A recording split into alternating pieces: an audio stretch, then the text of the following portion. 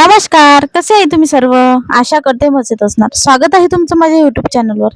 इथे मी सकाळी सकाळी बेबीची आंघोळ वगैरे झाल्यानंतर मी त्याला कपडे वगैरे घालून देत आहे. त्याची आधी तयारी वगैरे करून दिली मी. आंघोळ झाल्यानंतर आंघोळ त्याची आईने करून दिली होती आणि मी त्याची तयारी करून देत होती. खूप दिवसानंतर छोट्या बाळाची तयारी करून देत आहे. मला खूप छान वाटत होतं. लहान बाळांचा स्पर्श हा खूपच वेगळा असतो. खूप छान वाटतं. त्यांची स्किन खूपच नाजूक असते. त्याच्यामुळं खूप सांभाळून त्यांना स्पर्श करावा लागतो आणि खूप सांभाळून त्यांना जवळ पण घ्यावं लागतं. इथे बाळाची तयारी झालेली आहे. आता मी त्याला कपडे वगैरे घालून देते. त्याला काजळ वगैरे लावून मी त्याच्यावरती पावडर लावलं, जेणेकरून ते पसरलं नाही पाहिजे म्हणून.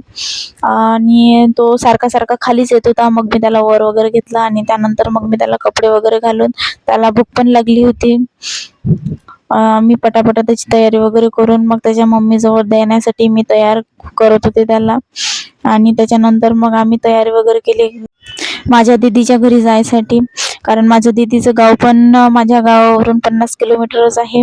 तर मला तिच्या घरी पण जायचं होतं. तिची पण भेट घ्यायची होती. इथे मी बाळाला बाय वगैरे करत आहे आणि त्याला खाऊ वगैरे दिला आणि दीदीच्या घरी जायसाठी निघाले. तर बघा मी दीदीच्या घरी आता पोचतच आम्ही तिथे पोचल्यानंतर मग हे बघा मुलं इथं खाली बसलेली आहे. यांचं नाश्ता वगैरे करणं चालू होतं. जेवणाच्या आधी आम्ही जे खाऊ आणला होता ते खात होते ते. त्यानंतर मग हे साडू जेवण वगैरे करायसाठी बसले आणि मी पण जेवण केलं.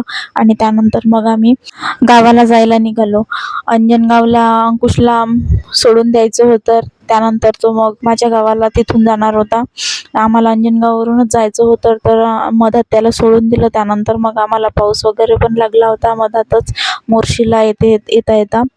मग मधात आम्ही थोडासा खाऊ वगैरे घेतला चिकूसाठी, त्याला भूक लागली होती तर. आणि त्यानंतर मग आम्ही घरी पोचलो. घरी पोचल्यानंतर मग मी फ्रेश वगैरे होऊन मॅगी बनवली आणि इथे आम्ही मॅगी खात आहे.